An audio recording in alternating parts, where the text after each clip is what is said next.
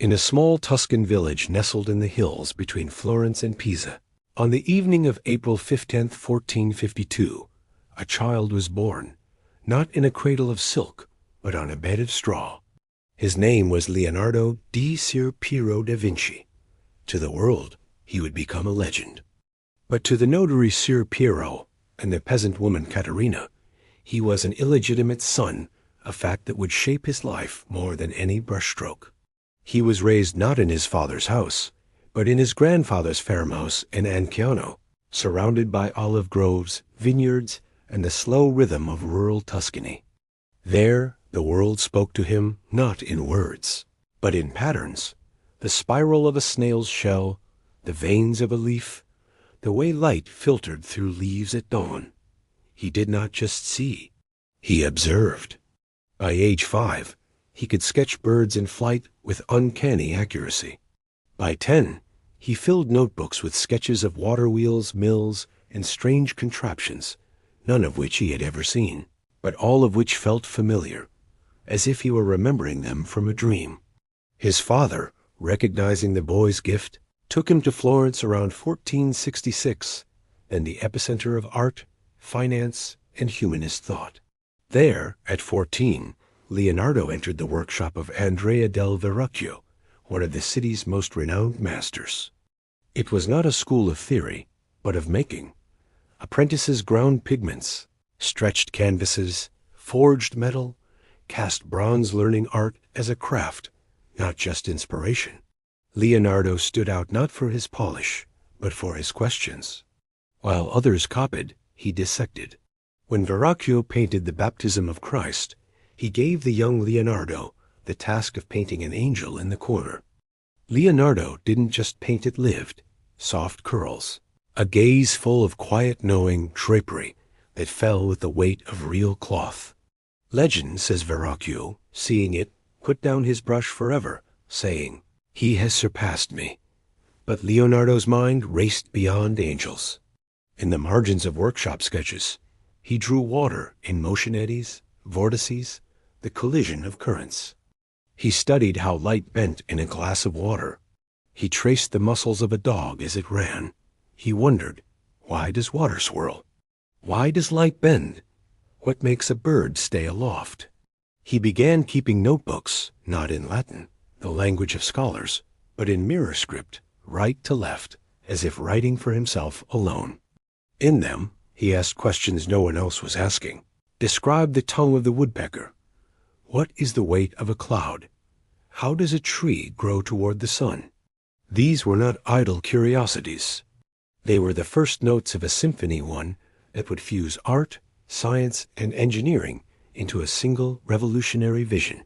Yet Florence was changing. The Medici rose. The church tightened its grip. And Leonardo, illegitimate, uncredentialed, endlessly curious, did not fit the mold of the obedient apprentice. In 1476, at 24, he was anonymously accused of sodomy, a crime punishable by death or exile. Though the charges were dropped for lack of evidence, the stigma lingered. His reputation suffered. Commissions dried up. For 2 years, his name vanishes from records. He did not stop working. In silence, he drew. He studied. He waited. Because Leonardo knew something few understood. Genius is not about being first. It's about seeing what others overlook and having the patience to wait until the world is ready to see it too. In 1482, he made a decision. He packed his notebooks, rolled his drawings, and left Florence, not in defeat, but in hope. He carried a gift for a new patron, a silver lyre, shaped like a horse's head, which he would play with haunting skill. His destination, Milan. His purpose, to offer not just art but vision. And in the court of Ludovico Sforza, the man who saw the world in motion would finally be asked to build the future.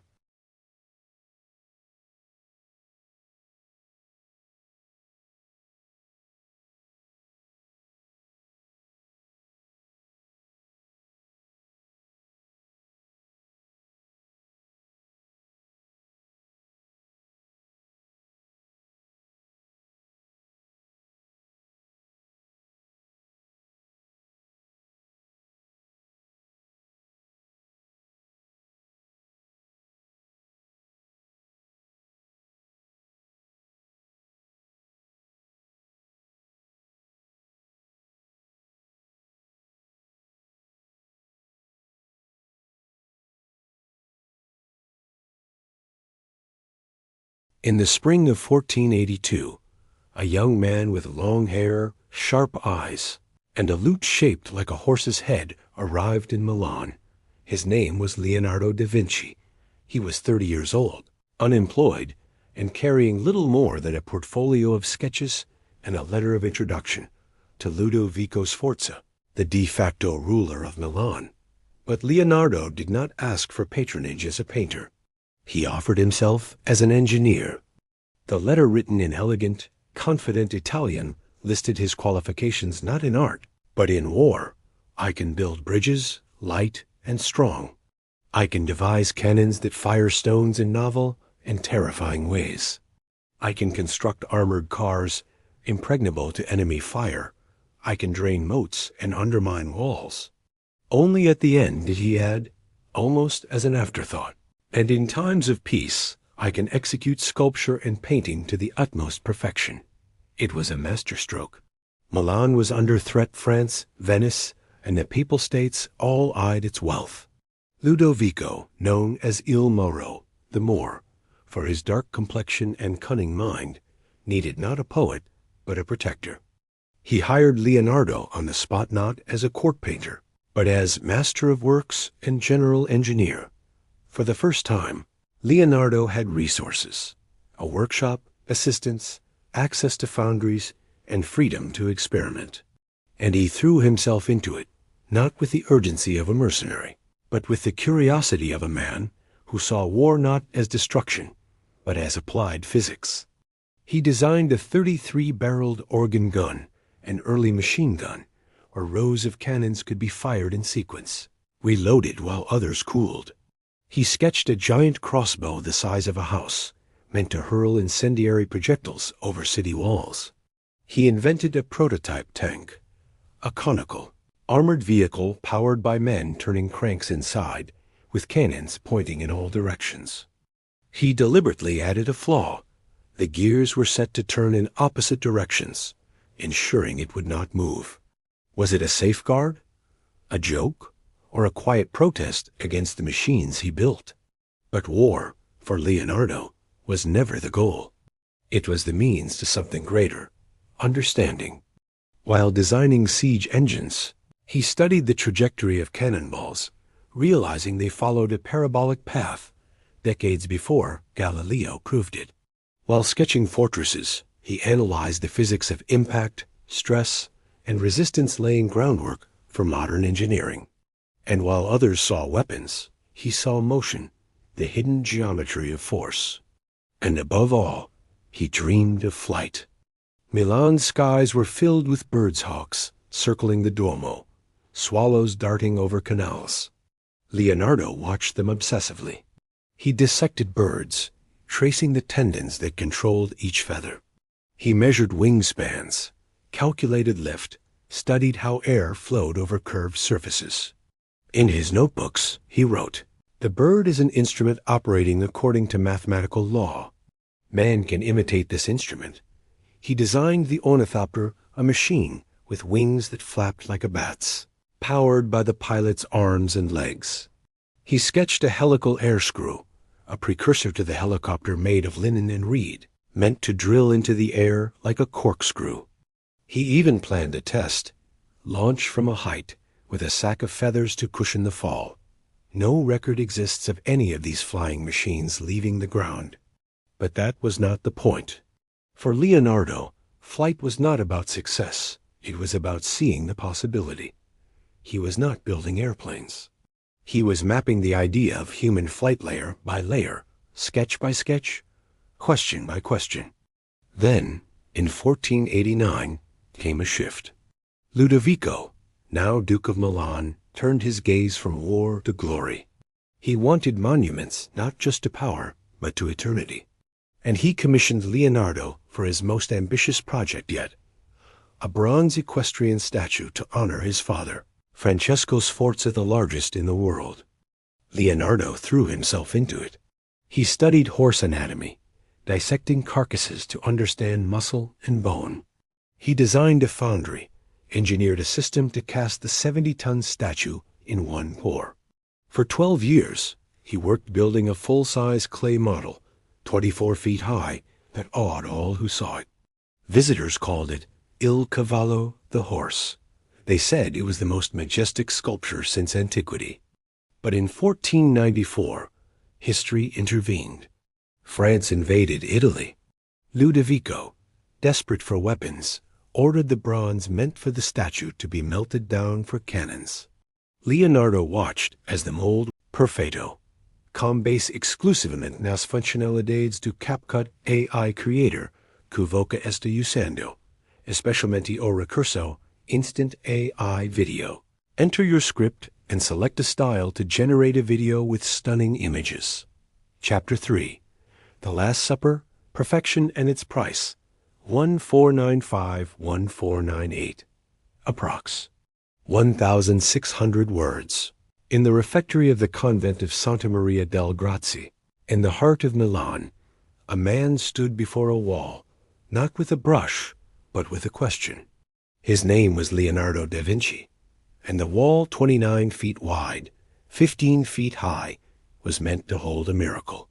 The commission had come from Ludovico Sforza in 1495, not for a battle scene, not for a portrait, but for a moment of silence before the storm, the Last Supper. Every artist before him had painted this scene as a row of solemn men, Christ at the center, Judas isolated, all frozen in piety. But Leonardo saw something deeper. Drama. He asked, what if the painting captured not the ritual, but the instant after the words, "One of you will betray me"? Not stillness, shock, reaction, humanity. And so he began not with sketches of halos or robes, but with psychology. For months he wandered the streets of Milan, studying faces. He watched men argue in taverns, laugh in markets, grieve in churches. He filled pages with expressions. Peter, hot-tempered, hand on a knife. John, tender, collapsing in sorrow. Judas, recoiling, elbow knocking over the salted detail no one had noticed until Leonardo made it inevitable. Christ, calm at the center, arms open in surrender, forming a silent triangle the shape of stability in chaos. He did not paint saints. He painted men. But the real revolution was in how he painted. Dissatisfied with traditional fresco, where pigment must be applied to wet plaster, forcing speed, Leonardo invented a new technique.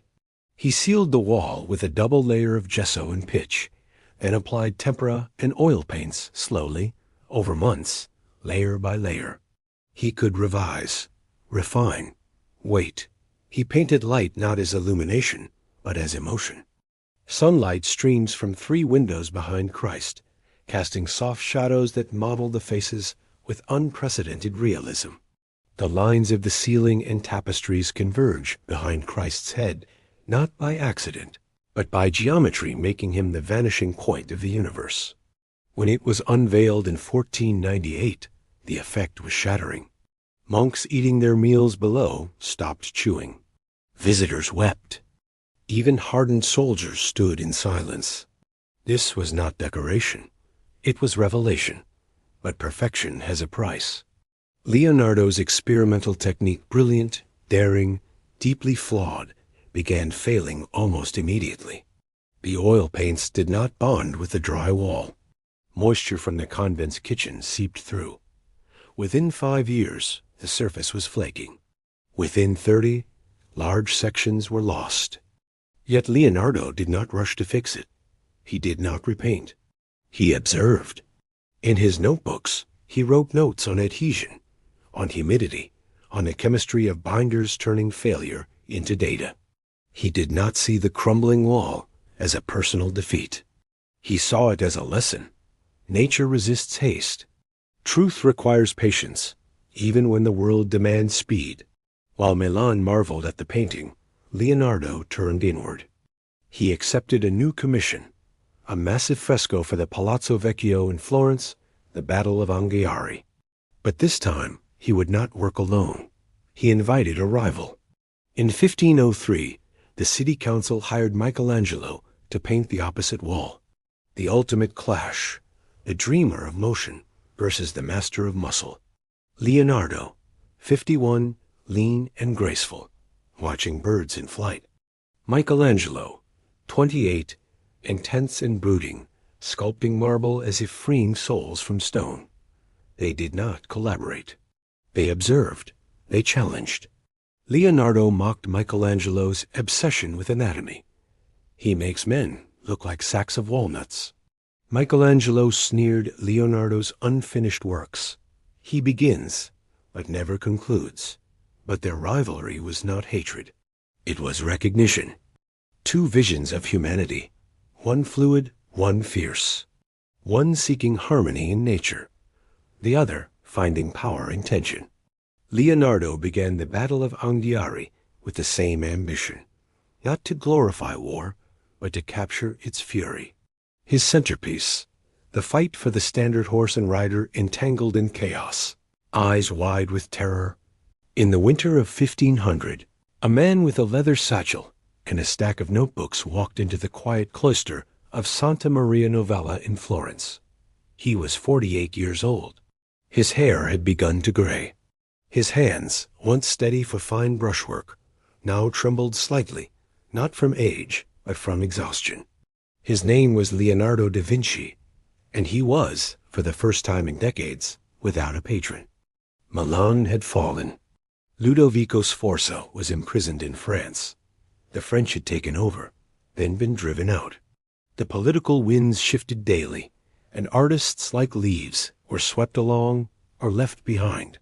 Leonardo had no home, no workshop, no commission, but he had his notebooks. Over 5,000 pages, filled with mirror script, sketches, questions. Drawings of water, machines, faces, plants. Notes on optics, geology, sound. And now increasingly on the human body. Because in exile, Leonardo turned inward. He received a small stipend from the monks of Santa Maria Novella, not to paint, but to teach. He gave informal lectures on perspective, light, and proportion. Students came not for dogma, but for observation. He taught them to draw not what they thought they saw, but what they actually saw. The curve of a shadow, the tilt of a head, the tension in a hand. And at night, by candlelight, he returned to his true work. With the prior's quiet permission and under strict secrecy, Leonardo began dissecting human corpses in the monastery's old chapter house. The church forbade it. But the prior, a scholar himself, understood. To paint the soul, one must first understand the vessel. Leonardo did not dissect to shock. He dissected to see. He worked slowly, reverently. He removed skin, then fat, then muscle layer by layer like, peeling back the pages of a sacred text. He drew each stage, the forearm with tendons exposed, the chest with ribs arched like a cathedral, the brain nestled in its bony dome. He discovered that the heart was not a furnace of passion, but a pump with valves that opened and closed like doors, directing blood in one direction. He traced the optic nerve from the eye to the brain, proving vision was not in the lens, but in the mind. He sketched the first accurate cross-section of the uterus, showing how a fetus turns in the womb, not as doctrine claimed, but as nature designed. His notes burned with wonder. I have removed the skin to observe the muscles beneath, and found them arranged with such harmony. It is clear they were not made by chance. The tongue of the woodpecker is longer than its beak. It wraps around the skull to cushion the brain. Who but nature could devise such a thing? He did not see the body as machinery.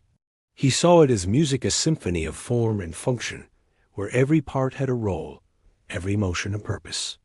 But his greatest discovery came not from a corpse, but from a woman. In 1506, he received word.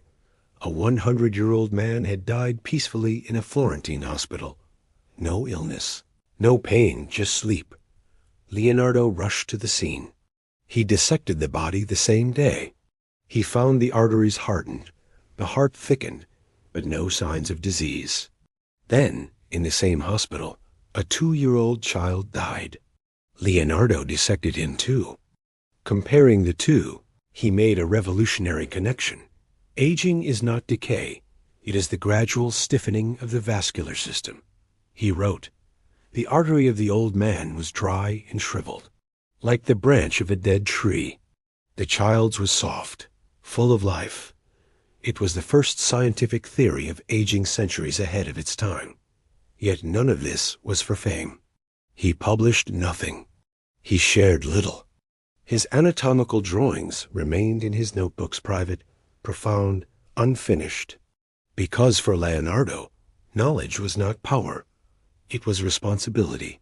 He knew that if his findings were released too soon, if the church saw him cutting open the human form, they would not see science. They would see sacrilege. So he waited, he refined. He planned a grand treatise on the human figure with over 200 detailed plates. But time was not his ally. In 1506, Charles d'Amboise, the French governor of Milan, sent a letter. "Come back. Milan needs your mind." Leonardo hesitated. The city had betrayed him once. The Last Supper was already fading. The clay horse lay in ruins. But Milan also held his unfinished work, his experiments, his notes, his dreams. He returned not as a court painter, but as a philosopher in residence. He was given rooms in the Castello Sforzesco, a stipend, freedom, and there, in a quiet tower, he resumed his dissections, now with more tools, more light, more precision. He studied the eye, slicing it horizontally to see how light bent through the lens. He filled a bull's eye with egg white, then froze it to preserve the layers, creating the first cross-sectional model of vision. He discovered the fovea, the point of sharpest sight, 200 years before science named it. He sketched the brain in 3 views: side, top, cross-section, revealing the ventricles, not as chambers of the soul, but as fluid-filled cavities. He theorized that nerves carried signals, not spirits, from body to brain. He was not just an artist. He was becoming the first modern anatomist. Yet even as his understanding deepened, the world resisted. A rival anatomist, Marcantonio della Torre, a young professor at Pavia, admired Leonardo's work. He proposed a collaboration. Leonardo would draw, Marcantonio would write the text. A perfect union of art and science. For a moment, it seemed possible. The greatest visual mind of the age, paired with the sharpest academic of his generation. But in 1511, plague struck Pavia. Marcantonio died at 27. Leonardo wrote just 3 words in his notebook. He is gone. The treatise was never finished. The drawings remained in his satchel, brilliant, isolated, unseen. Because Leonardo's tragedy was not failure. It was timing. He saw too far. He asked too soon. He lived in a world that revered finished statues, but feared unfinished questions. Yet he did not stop. In the margins of his anatomy pages, he began sketching again, not muscles, but motion. A child crawling, an old man walking, a horse galloping. He was preparing for his next obsession, the study of force, of life in action. Because if the body was a machine, then life was its movement. And somewhere, in the hills of Tuscany, a king was watching and waiting. He had heard the stories. The man who painted the soul. The man who cut open the body to find the mind. The man who dreamed of flight and never gave up. His name was Francis I of France. And he would offer Leonardo one final gift, not a commission, not a title, but time, pure, uninterrupted time to see, to draw, to wonder until the very end. In the summer of 1503, the city of Florence made a decision that would echo through art history, not with a brushstroke, but with a challenge. The Republic, flush with pride after expelling the Medici, commissioned 2 frescoes for the Hall of the 500 in the Palazzo Vecchio, one to celebrate its victory over Milan at Anghiari, the other over Pisa at Cascina. The artists chosen were not apprentices, not rising stars, they were titans. On one wall, Leonardo da Vinci, 51, the thinker, the observer, the man who painted silence before the storm. On the other, Michelangelo Buonarroti, 28, the sculptor, the force, the man who carved gods from stone. It was not just a commission. It was a duel of visions. Leonardo chose the Battle of Anghiari, but not the triumph. Not the flags, the speeches, the posed heroes. He chose the heart of war, chaos. His centerpiece, the fight for the standard. 3 men on horseback, locked in a vortex of fury. A Milanese knight, teeth bared, eyes wide with terror, grips a banner as a Florentine soldier pulls it from his hands. A third rider, half fallen, screams in agony as his horse rears muscles straining, nostrils flared, veins bulging like ropes. This was not idealized combat. This was biology in motion. The twist of the spine as a man leans back to pull, the tension in the forearm as fingers claw the silk, the dilation of the pupils in the moment before violence. Leonardo wrote, "War is the father of all things." And in its fury, man becomes both beast and angel. He did not want to glorify war. He wanted to understand it. And so he began not with sketches of armor or banners, but with motion studies. He drew horses rearing, falling, twisting. He dissected cadavers to map the muscles that drive rage. The trapezius pulling the shoulders up, the sternocleidomastoid turning the head in fear, the flexors of the hand crushing the staff. He built a full-scale cartoon 17 feet wide using charcoal and chalk, then transferred the design to the wall with spolvero, pouncing. He painted the central figures in vivid detail, the sheen of sweat on a forehead, the foam on a horse's mouth, the glint of light on a broken lance. But Leonardo was never content with what worked. He sought what could work. Dissatisfied with fresco speed, he experimented again with a new technique, applying oil and tempera over a heated wall, using a giant charcoal brazier to dry the paint layer by layer. It was daring, ambitious, catastrophic. The heat was uneven. The lower section dried. The upper remained wet. Pigments slid. Colors bled. The faces of the warriors blurred, as if melting in the fire of their own fury. Within weeks, the masterpiece was fading. Leonardo did not rage. He observed. He noted the failure in his notebook. The heat was too great. The colors sank into the wall like tears into sand. He tried again, adjusted the binder. But the wall resisted. The city grew impatient. Rumors spread. Leonardo is lost in theory. He cannot finish. Meanwhile, on the opposite wall, Michelangelo worked with terrifying focus.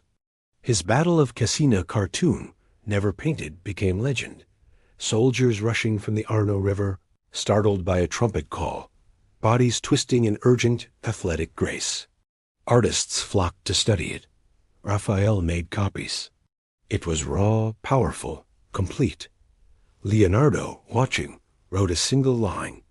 He captures the body. I seek the cause, but the pressure mounted. In 1505, a delegation from the city inspected the hall. They saw Leonardo's mural half dissolved, Michelangelo's cartoon complete, but untransferred. The project stalled. Then, in 1506, Leonardo received news from Milan. Charles d'Amboise requests your return. He left Florence, without finishing Anghiari, without confronting Michelangelo, without explanation. The mural remained crumbling, ghostly, haunting the hall like a memory of what might have been. For 50 years, it lingered. Visitors described it as a vision of hell, a tempest of men and horses, the most terrifying beauty ever painted. Then, in 1563, Giorgio Vasari was hired to renovate the hall. He covered the walls with new frescoes. The Battle of Anghiari vanished beneath plaster and paint. Was it destroyed? Or hidden deliberately, preserved behind a false wall? In 2012, researchers using radar and endoscopic cameras found a gap behind Vasari's Battle of Marciano and traces of black pigment, manganese, and brown ochre, the exact materials Leonardo used. A tiny sample contained the word circa, Italian for search. Had Vasari, an admirer of Leonardo, left a clue? A plea to future generations. Look, remember, find him. The search continues. But the true legacy of the Battle of Anghiari is not in pigment or plaster. It is in what it revealed about Leonardo's mind. He did not paint to immortalize victory. He painted to expose truth. Every great war, he knew, begins not with strategy, but with a single human moment. A hand reaching for a banner, a breath before the scream, a choice, to pull or to let go. And in that instant, all of history trembles. Leonardo never completed the battle, but he captured its soul. And sometimes that is the only victory that lasts. In the autumn of 1516, a carriage rolled through the Loire Valley, past vineyards and limestone chateaux, toward the royal residence of Clos-Luz, near Amboise. Inside sat an old man 64 years old, with silver hair, a beard trimmed short, and hands that now trembled too much to hold a fine brush. His name was Leonardo da Vinci, and he was at last free. He had not come to France as a hired hand. He had come as a guest. The invitation had come from Francis I, the 22-year-old King of France, a man who had never met Leonardo, but who had heard the legends, the painter of the Last Supper, the engineer who dreamed of flight, a man who dissected the human soul to understand its music. Francis did not ask for a painting. He did not demand a machine. He offered only three things: a home, a pension of 1,000 gold écus per year, the freedom to think. At Clos-Luz, Leonardo was given spacious rooms, a workshop, a garden, and a view of the river Loire, a slow winding mirror of the Arno he had studied in Florence. He brought with him three things: his favorite pupil, Francesco Melzi, his loyal companion, Salau, and 13 leather-bound notebooks, over 7,000 pages of sketches, notes, dreams. He painted little. His right hand, weakened by a stroke, or perhaps years of fine motor strain, could no longer control the delicate lines of his youth. But his mind burned brighter than ever. He became not an artist, but a philosopher of the court. Francis visited him almost daily, sometimes for hours, discussing not politics, but questions. Why does water swirl? Can a machine think? Is the moon a world like ours? Leonardo did not lecture. He showed. He opened his notebooks. He pointed to a sketch of a vortex. See how the water turns inward, not by force, but by balance. So it is with men. Power that crushes collapses. Power that flows endures. He designed a royal palace, not for defense, but for harmony. Gardens aligned with the solstices. Canals that mirrored the stars. Rooms where light changed with the hours. He sketched a city of the future, with sewers underground, pedestrian walkways above, and air purified by flowing water. It was not fantasy. It was prevention, a world built to avoid plague, chaos, waste. And he returned to his oldest obsession, flight. Now he no longer dreamed of flapping wings. He studied gliding the hawk's stillness on the wind, the seed's slow spiral to earth. He designed a parachute, a pyramid of linen, 7 meters wide, capable of saving a man from any height. He wrote, "If a man has a canopy of cloth, 12 arms wide and 12 deep, he will be able to throw himself from any height without harm." A modern reconstruction built in 2000 proved him right. He sketched a diving suit made of leather and glass, with a breathing tube to the surface, to walk on the bed of the sea, to see the wonders there. He designed a robot knight, with gears and pulleys to sit, stand, and move its arms, likely built and demonstrated at a Milanese court decades earlier, but now refined in quiet exile. But his greatest work in France was not invention. It was synthesis. In his final notebooks, known as the Codex Atlanticus, the Leicester Codex, the Windsor Collection, he began weaving his life's threads into a single tapestry. Anatomy flowed into engineering, the arm as a lever, the heart as a pump. Water shaped geology. Mountains eroded by rivers become valleys. Valleys flooded become seas. Light defined art. The eye does not see objects, it sees light reflected from them.